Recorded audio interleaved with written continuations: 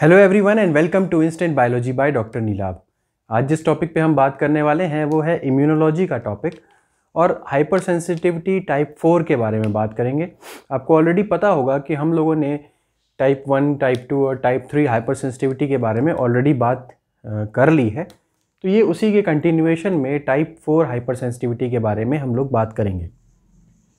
तो सबसे पहले एक बार जिन व्यूअर्स ने अभी तक वो पुराने लेक्चर्स नहीं देखे हैं उनसे मैं रिक्वेस्ट करूंगा कि वो एक बार देख लें ताकि ये हाइपर सेंसिटिविटी का एक क्लियर कट उनको आइडिया हो जाए। तो यहाँ से शुरुआत करना चाहूँगा कि टाइप 4 हाइपर सेंसिटिविटी क्या होती है। उससे पहले जानने से पहले हम ये ज़रूर समझ लें कि हाइपर सेंसिटिविटी होती क्या है। Hyper sensitivity is an exaggerated immune response. मतलब जिस चीज़ के लिए या जो भी एंटीजन बॉडी में आया हुआ है उसके रिस्पॉन्स बॉडी ज़रूर करती है, लेकिन अगर हद से ज़्यादा रिस्पॉन्स आ जाए, एग्जैजरेटेड इम्यून रिस्पॉन्स हो जाए, बहुत ज़्यादा इम्यून रिस्पॉन्स हो जाए, जितनी रिक्वायर्ड नहीं है उससे ज़्यादा, तो बहुत सारी प्रॉब्लम्स अराइज हो जाती हैं जिनको आप हाइपर सेंसिटिविटी का नाम देते हैं। तो टाइप 4 हाइपर सेंसिटिविटी में क्या है? हाइपर सेंसिटिविटी मैंने डिस्कस कर लिया। अब बात करते हैं टाइप 4 हाइपर सेंसिटिविटी क्या है। देखिए, टाइप 4 हाइपर सेंसिटिविटी हम लोगों ने जितनी हाइपर सेंसिटिविटी पहले पढ़ी हुई है उन सब से थोड़ी सी अलग है। क्यों अलग है? क्योंकि आप जानते ही होंगे कि हम लोगों ने टाइप 1, टाइप 2 और टाइप 3 कहीं ना कहीं एंटीबॉडीज़ से लिंक्ड थी। ठीक है, टाइप 1 हो चाहे टाइप 2 हो चाहे टाइप 3 हो, वो सभी के सभी एंटीबॉडीज़ से कहीं ना कहीं लिंक्ड थी। मतलब उसमें ह्यूमरल इम्यून सिस्टम इन्वॉल्व था। बट यहाँ पे अगर मैं यहाँ की बात करूँ तो ये टी सेल मीडिएटेड है। दिस एंटीबॉडी या this hypersensitivity is T cell mediated. यहाँ पे हाइपर सेंसिटिविटी में, इस हाइपर सेंसिटिविटी में एंटीबॉडी का कोई भी रोल नहीं होगा। तो ये एक पहला क्वेश्चन है, यहाँ से पूछा गया है क्वेश्चन कि टी सेल्स के ऊपर कौन सी हाइपर सेंसिटिविटी डिपेंडेंट होती है। तो आपको पता होना चाहिए this is type 4 hyper sensitivity. ये दिमाग में क्लियर होना चाहिए। अब आपको ये ज़रूर पता होगा कि टी सेल्स जो होते हैं वो मेजरली दो तरीके के हैं। एक टी हेल्पर सेल्स और एक किलर टी सेल्स, जिनको आप साइटोटॉक्सिक टी सेल्स भी बोलते हैं। Killer T cells are also called as cytotoxic T cells, या इनको आप टीसी सेल्स के नाम से भी जानते हैं। और टीएच सेल्स को तो आपको पता ही है, टी हेल्पर सेल्स होते हैं। ठीक है, अब बात करते हैं किलर टी सेल्स जो है, इनके पास एक पर्टिकुलर जो इनका रिसेप्टर होता है वो क्या होता है, CD8। तो इनको क्या बोला जाता है, किलर टी सेल्स को CD8 पॉजिटिव टी सेल्स बोलते हैं। और TH सेल्स को क्या बोलते हैं, CD4 पॉजिटिव टी सेल्स बोलते हैं। फिर से समझ लीजिए, TH सेल्स को CD4 पॉजिटिव बोलते हैं और किलर सेल्स को CD8 पॉजिटिव बोलते हैं। क्यों? क्योंकि इनके ऊपर ये जो CD जो है, यानी कि ये रिसेप्टर्स हैं, ये इनके सरफेस के ऊपर, टी सेल्स के सरफेस के ऊपर ये CD4 प्लस, TH सेल के सरफेस के ऊपर और किलर टी सेल के सरफेस के ऊपर CD8 प्लस रिसेप्टर पाया जाता है। ठीक, ये कॉन्सेप्ट क्लियर हो गया। अब दूसरा एक इंपॉर्टेंट पॉइंट यहाँ पे समझने की कोशिश करते हैं, क्योंकि हमने ऑलरेडी बोला हुआ है कि ये टी सेल मीडिएटेड है। तो इसीलिए मैं समझाता चल रहा हूँ कि टी सेल्स कितने तरीके के हैं। TH और TC हो गया, उनके ऊपर जो मार्कर्स या उनके ऊपर जो रिसेप्टर पाए जाते हैं उसकी बात कर ली। अब TH सेल्स जो हैं वो, उनके पास एक केमिकल को सिक्रीट करने की एबिलिटी होती है जिसको आप जानते हैं साइटोकाइंस। मुझे उम्मीद है कि आपको साइटोकाइन के बारे में पता होगा। TH सेल जो है वो साइटोकाइन को सिक्रीट करते हैं और TC सेल्स जो है होते हैं वो क्या करते हैं, दे किल स्पेसिफिक टारगेट्स। जो भी इनको नज़र आता है कि ये प्रॉब्लमेटिक चीज़ है या ये एंटीजन है या ये सेल जो है वो प्रॉब्लमेटिक है, तो उसको क्या कर देते हैं, डायरेक्टली उसको किल कर देते हैं विदाउट एनी मीडिएटर। किसी मीडिएटर की ज़रूरत नहीं पड़ती, डायरेक्टली किल कर सकते हैं। इनको साइटोकाइंस की भी ज़रूरत नहीं है, they can directly kill the target. ठीक, तो ये क्लियर हो गया। अब यहाँ पे क्योंकि हम लोग ऑलरेडी कह चुके हैं कि टी सेल्स मीडिएटेड ये हाइपर सेंसिटिविटी है, तो यहाँ पे ये चीज़ भी समझना ज़रूरी है कि शुरुआत में जब TH या TC सेल शुरुआत में इन्वॉल्व होता है इस हाइपर सेंसिटिविटी में, तो इसको नाइव टी सेल्स बोलते हैं। नाइव मतलब जो डिफरेंशिएटेड ना हो अभी तक, उस तरीके से शुरुआत होती है। चाहे वो TH सेल हो, चाहे वो CD4 पॉजिटिव सेल हो, चाहे वो CD8 पॉजिटिव सेल हो, इस तरीके से शुरुआत होती है और बाद में वो जा करके TH या TC सेल में डिफरेंशिएट करता है। इसके बारे में भी हम बात करेंगे। ठीक है, तो ये याद रखना है कि both T cells having CD4 positive and CD8 positive start as naive T cells. मतलब they are not differentiated, they start as naive T cells. ठीक, ये समझ में आ गया। अब इम्पॉर्टेंट एग्जाम्पल्स जो हैं, यहाँ पे जाने से पहले मुझे एक चीज़ ये समझानी है कि किस तरीके से आखिर ये जो हाइपर सेंसिटिविटी होती है वो इफ़ेक्ट उसका देखने को मिलता है, ये पहले समझते हैं। एग्जाम्पल्स में भी थोड़ी देर पे आते हैं। तो देखिए, अभी जो majority of the hypersensitivity type 4 reactions होते हैं that are because of TH cells, ठीक है। TH1 वो भी TH1 की वजह से होते हैं। तो पहले समझते हैं कि ये किस तरीके से हो रहा है। देखिए, सबसे पहले यहाँ पे आपको देखने को मिल रहा है ये एक सेल है and this is CD4 positive. पहले जितना आपको दिख रहा है ये एक सेल है, this is a cell and this is more or less CD4 positive. इसके ऊपर मार्कर मौजूद है, CD4 पॉजिटिव मार्कर। और आपको पता है कि ये CD4 पॉजिटिव मार्कर है। अगर ये इधर यहाँ पे क्या है, this is your CD4 plus, ये रिसेप्टर है CD4 प्लस। और ये किसके साथ इंटरैक्ट करता है CD4 प्लस रिसेप्टर, ये भी आपको पता है। ये MHC मॉलिक्यूल के साथ इंटरैक्ट करेगा। कौन से MHC मॉलिक्यूल के साथ, MHC2 के साथ। और MHC2 कहाँ पाया जाता है, डेंड्राइटिक सेल या एंटीजन प्रेजेंटिंग सेल्स के ऊपर। तो ये जो ब्लैक में बनाया है मैंने, this is a dendritic cell और ये क्या है, एक एंटीजन प्रेजेंटिंग सेल है, APC है। तो इस APC के ऊपर ये क्या है, this is your MHC type 2। इनके बारे में मैं ऑलरेडी डिस्कस कर चुका हूँ, ठीक है। अब ज़रा सोचिए क्या हुआ होगा, एक सेल है आपका डेंड्राइटिक सेल, वो एक एंटीजन आपकी बॉडी के अंदर एक स्किन के थ्रू होते हुए अंदर घुस आया है और उसको ट्रैप कर लिया है डेंड्राइटिक सेल ने, ठीक है। फिर से समझिए, कोई भी एक एंटीजन था वो आपकी बॉडी के अंदर घुस आया है और उसको डेंड्राइटिक सेल ने ट्रैप कर लिया है और वो डेंड्राइटिक सेल उसको इनगल्फ करके, उसको डाइजेस्ट करके अपने ऊपर MHC टाइप 2 के थ्रू प्रोजेक्ट कर देता है या प्रेजेंट कर देता है। तो ये जो रेड कलर का मैंने यहाँ पे दिखाया हुआ है, ये जो है ये आपका एंटीजन ही है जो MHC2 के ऊपर प्रोजेक्टेड है और यहाँ सेल्स जो है CD4 प्लस के साथ इंटरैक्ट कर रहा है, ठीक है। तो ये कॉन्सेप्ट क्लियर हो गया होगा।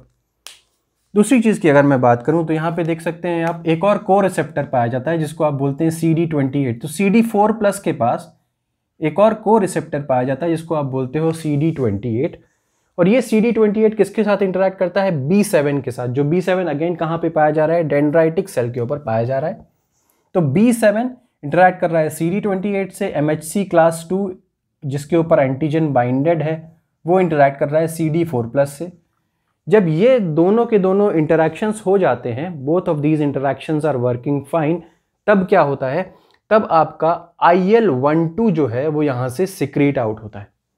क्या होता है, इंटरल्यूकिन 12 जो है ये dendritic cell after getting activated, जब एक्टिवेशन हो जाएगा तो डेंड्राइटिक सेल क्या करेगा, इंटरल्यूकिन 12 को सिक्रीट करेगा यहाँ से। जब इंटरल्यूकिन 12 सिक्रीट होगा तो इससे क्या होगा, इंटरल्यूकिन 12 जाकर के एक्ट करेगा इसी CD4 पॉजिटिव सेल्स पे और ये CD4 पॉजिटिव सेल्स किस में डिफरेंशिएट होने लगेंगे, TH1 सेल्स पे। बात समझ में आ गई आपको। तो मैंने कहा भी था ना, ये देखिए शुरुआत में दीज आर नाइव सेल्स, ये अभी डिफरेंशिएटेड नहीं है, बस ये CD4 पॉजिटिव सेल्स हैं। जैसे ही इनको इंटरल्यूकिन 12 मिलता है, कौन सिक्रीट करता है, डेंड्राइटिक सेल। जैसे ही इंटरल्यूकिन 12 मिलता है ये CD4 positive cells T helper type 1 cells में डिफरेंशिएट हो जाते हैं। तो ये पहली चीज़ जो देखने को मिलती है वो है। अब ये जब TH1 सेल्स हो, अच्छा ये सारी की सारी चीज़ें कहाँ पे हो रही है, these are all happening in the lymph node. आपको पता है कि मैं ऑलरेडी पढ़ा चुका हूँ कि सेकेंडरी लिम्फॉइड ऑर्गन्स में लिम्फ नोड है जहाँ पे डिफरेंशिएशन होता है, यानी कि अनडिफरेंशिएटेड सेल्स डिफरेंशिएट होते हैं।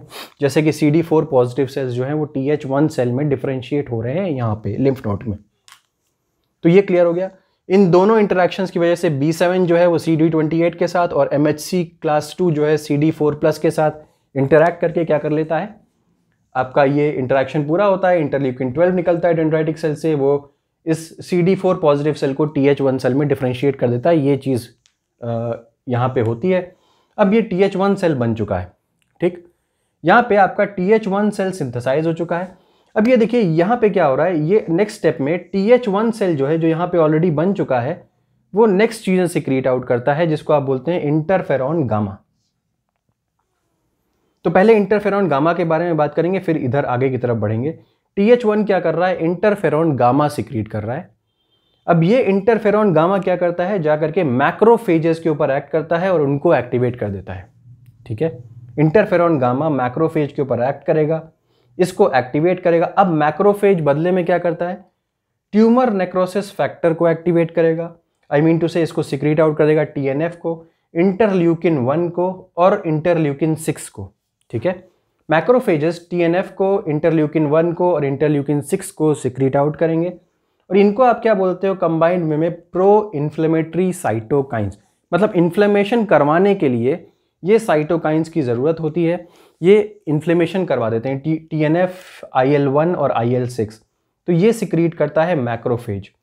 अब इनका फंक्शन क्या है, टीएनएफ, IL-1 या IL-6 का फंक्शन क्या है, ये एंडोथीलियल बैरियर्स को, एंडोथीलियल मतलब जो सेल मेम्ब्रेन के ऊपर जो बैरियर्स पाए जाते, आई मीन टू से जो सेल मेम्ब्रेन के जो सेल्स होते हैं, सेल मेम्ब्रेन के जो सेल्स होते हैं जिसके थ्रू आपका ब्लड मूव कर रहा है, उसके ब्लड वेसल्स के जो सेल होते हैं उनको एंडोथीलियल सेल्स बोलेंगे। वो एंडोथीलियल सेल्स क्या हो जाते हैं, लीकी बन जाते हैं। लीकी मतलब उनके अंदर से चीज़ें जो हैं वो बाहर निकल सकती हैं। ठीक है, अब इनके लीकी होने की वजह से क्या होता है, ज़्यादातर जो इम्यून सेल्स हैं वो निकल करके उस जगह पे पहुंचने लगते हैं। तो ज़रा देखिए, तो अगर मैं इसको यहाँ पे इस तरीके से बनाऊँ, ये सेल्स हैं, ये आपके एंडोथीलियल सेल्स हैं जो मेम्ब्रेन को बना रहे हैं। जब ये मेम्ब्रेन को बना रहे हैं, ये एंडोथीलियल सेल्स हैं। अब यहाँ से ब्लड मूव कर रहा है तो ये जो सेल्स होते हैं ये लीकी हो जाते हैं। तो अब यहाँ से सेल्स जो हैं, जो इम्यून सेल्स हैं, वो क्रॉस कर करके उन जगह पे पहुँचने लगते हैं जो आपके मेजर, जहाँ पे ये रिएक्शन सारे के सारे हो रहे हैं। तो मोर इम्यून सेल्स जो हैं वो यहाँ पे पहुँचने लग रहे हैं। ठीक, ये भी कहानी हो गई। और इसके अलावा मैक्रोफेजेस जो हैं ये टीएनएफ और IL-1 और IL-6 तो सिक्रेट करते ही करते हैं, साथ साथ में लाइसोसोमल एंजाइम्स को सिक्रेट करते हैं। इसके अलावा कॉम्प्लीमेंट को सिक्रेट करते हैं। इसके अलावा ROS को सिक्रेट करते हैं, रिएक्टिव ऑक्सीजन स्पीशीज़ को सिक्रेट करते हैं। इसकी वजह से क्या होता है, एडिमा, रेडनेस और फीवर जैसे कुछ कॉन्सिक्वेंसेस होने लगते हैं यहाँ पे। ठीक, तो एक बार फिर से समझते हैं, मैक्रोफेजेस जो हैं वो क्या करने लगते हैं, लाइसोसोमल एंजाइम्स को सिक्रेट करेंगे, कॉम्प्लीमेंट जो कंपोनेंट्स होते हैं, कॉम्प्लीमेंट के कंपोनेंट्स उनको सिक्रेट आउट करेंगे और साथ ही साथ रिएक्टिव ऑक्सीजन स्पीशीज़ के कंपोनेंट्स को सिक्रेट आउट करने लगते हैं, जिसकी वजह से क्या होता है, जिसकी वजह से आपके उस जगह पे एडिमा, रेडनेस या फीवर जैसे कुछ कॉन्सिक्वेंसेस आपको देखने को मिलते हैं। ठीक, तो ये कहानी हम लोगों ने देख ली पूरी। तो मैक्रोफेजेस आपके दो चीज़ें कर रहे हैं, मैक्रो इंटरफेरॉन गामा जो TH1 सेल से निकल रहा था वो मैक्रोफेज को सिक्रेट कर रहा है, मीन टू से मैक्रोफेज को एक्टिवेट कर रहा है। मैक्रोफेज से TNF, IL-1, IL-6 सिक्रेट हो रहा है। उसके बाद आपका ये जो TNF, IL-1 और IL-6 है ये लीकी एंडोथीलियल बैरियर्स, मतलब इसको बैरियर्स को में से लीकी उसको बना रहा है। जब ये लीकी हो गया तो ज़्यादा से ज़्यादा इम्यून सेल्स यहाँ पे प्रोड्यूस हो रहे हैं, ज़्यादा से ज़्यादा इम्यून सेल्स यहाँ पे इस जगह पे जा रहे हैं और साथ ही साथ मैक्रोफेज जो है वो लाइसोसोमल एंजाइम्स, कॉम्प्लीमेंट और ROS कंपोनेंट्स को सिक्रीट कर रहा है, जिसकी वजह से उस एरिया में एडिमा, रेडनेस या फीवर देखने को मिल रहा है।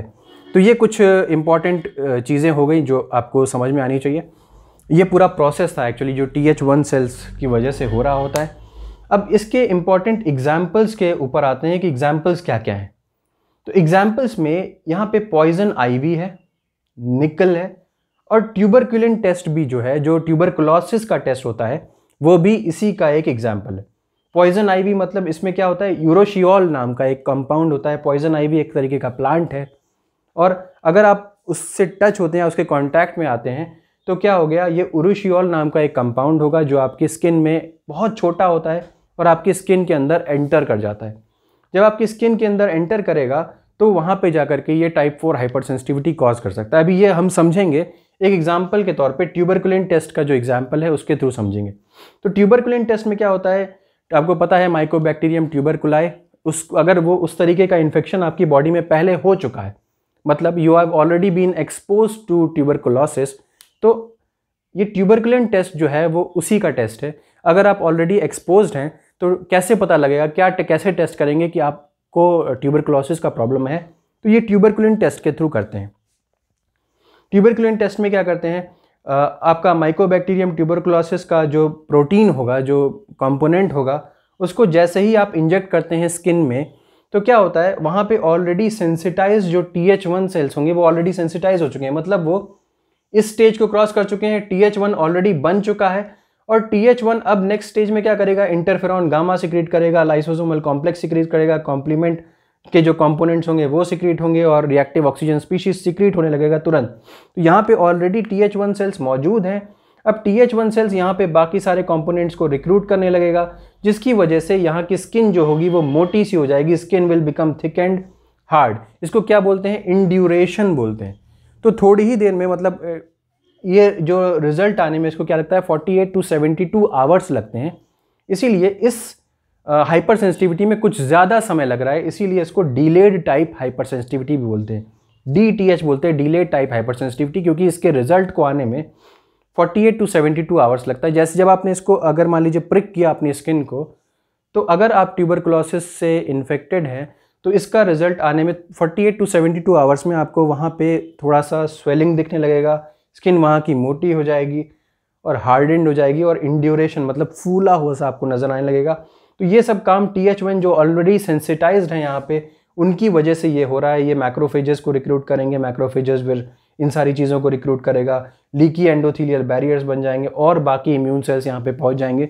तो कुछ इस तरीके से आपका TH1 सेल्स की वजह से ये काम होता है, और इसका जो अंतिम जो रिजल्ट है एडिमा, रेडनेस और फीवर जैसा आपको चीज़ यहाँ पे नजर आएगी। नेक्स्ट बात कर लेते हैं, इसके अलावा सिस्टमिक डिजीजेज और कौन कौन सी हैं, यानी कि जो टाइप 4 हाइपर सेंसिटिविटी की वजह से कौन कौन सी डिजीजेज हो सकती हैं जो सिस्टमिक इन नेचर होंगी, पूरी बॉडी को इन्फेक्ट करेंगी। इन्फ्लेमेटरी बाउल डिजीज, इसमें क्या होता है, जो इंटेस्टाइन की जो लाइनिंग होती है वो इफेक्टेड हो जाती है। इंटेस्टाइन की लाइनिंग के ऊपर ये टाइप 4 हाइपर सेंसिटिविटी का इफेक्ट दिखेगा और वो बुरी तरीके से डिस्ट्रॉय होने लगती है। मल्टीपल स्क्लेरोसिस की अगर मैं बात करूं तो आपको पता होगा कि जो नर्व लेयर्स होती हैं उसके ऊपर माइलिन की शीथ पाई जाती है, और यहाँ पे इस केस में माइलिन की शीथ जो होती है वो डिसरप्ट हो जाती है। अगर मैं बात करूं किलर टी सेल्स की, तो किलर टी सेल्स के अंदर क्या होता है भाई, यहाँ पे देखिए अभी तक हम लोगों ने टी हेल्पर सेल्स के बारे में बात करी, यहाँ पे मैं किलर टी सेल्स के बारे में बात कर रहा हूँ। और इस सेल के पास, किलर टी सेल्स के पास अगेन आपको जानकारी है ही है कि नॉर्मल सेल्स के पास MHC1 होगा और इसके पास क्या होगा, CD8 होगा। तो दिस वुड बी CD8 और ये क्या है, ये दिस इज MHC1। अब इन दोनों के बीच में इंटरैक्शन होगा इस तरीके से। नेक्स्ट क्या होगा, ये CD8 तुरंत एक्टिवेट हो जाएगा, जिसकी वजह से इट विल स्टार्ट सिक्रेटिंग ग्रैंजाइम्स और परफोरिन। अब ये ग्रैंजाइम और परफोरिन क्या करेगा, इस सेल की मेम्ब्रेन को तोड़ देगा, यानी कि जिस टिश्यू के अंदर या जिस सेल के अंदर ये सब हो रहा था उस सेल की मेम्ब्रेन को ये ब्रेक कर देगा। ये परफोरिन क्या करेगा, पोर को फॉर्म करेगा, ग्रैंजाइम क्या करता है, एपोप्टोसिस को इंड्यूस कर देगा, जिससे क्या होगा, ये सेल जो है जिसके अंदर ये सारी चीज़ें हो रही थी वो किल हो जाएगा, वो मर जाएगा। तो डायबिटीज़ मेलाइटस, यानी कि जो बीटा सेल्स ऑफ पैंक्रियाज जो होते हैं, डायबिटीज़ टाइप 1 डायबिटीज़ मेलाइटस में क्या होता है, जो बीटा सेल्स होते हैं आइलेट ऑफ लैंगरहैंस के, उनके ऊपर इफेक्ट देखने को मिलता है और CD8 प्लस सेल्स जो हैं उनको आकर के डिस्ट्रॉय कर देते हैं। दूसरा हाशीमोटो थायराइडाइटिस भी इसका एक एग्जाम्पल है। तो थायराइड के एपिथेलियल सेल्स में यहाँ पे ये इस तरीके का डिस्ट्रक्शन देखने को मिलता है। जो एपिडर्मल सेल्स होते हैं थायराइड के, वो हाशीमोटो थायराइडाइटिस में डिस्ट्रॉय हो जाते हैं इन्हीं किलर टी सेल्स की वजह से, जो कि अगेन टाइप 4 हाइपर सेंसिटिविटी का एग्जाम्पल है। तो कुल मिलाकर के ये आपने देखा कि TH सेल्स और TC सेल्स दोनों की वजह से हो सकता है, क्या मैकेनिज्म है ये भी मैंने आपको दिखा दिया। उम्मीद है कि ये लेक्चर आपको पसंद आया होगा। अगर पसंद आया है तो प्लीज़ इसे लाइक करिए और मेरे चैनल को सब्सक्राइब करिए। और आपको ऑलरेडी पता है कि इंट्रोडक्शन टू बायोइन्फॉर्मेटिक्स कोर्स का ऑलरेडी जो नवंबर वाला जो बैच है वो भी ऑलरेडी स्टार्ट हो चुका है। तो अगर उसमें आप इनरोल करना चाहते हैं तो हमें इसी जो वीडियो है उसके कमेंट बॉक्स में मैसेज कर सकते हैं और टेलीग्राम चैनल पे भी हमसे डायरेक्टली कांटेक्ट कर सकते हैं। Thank you so much, have a good day.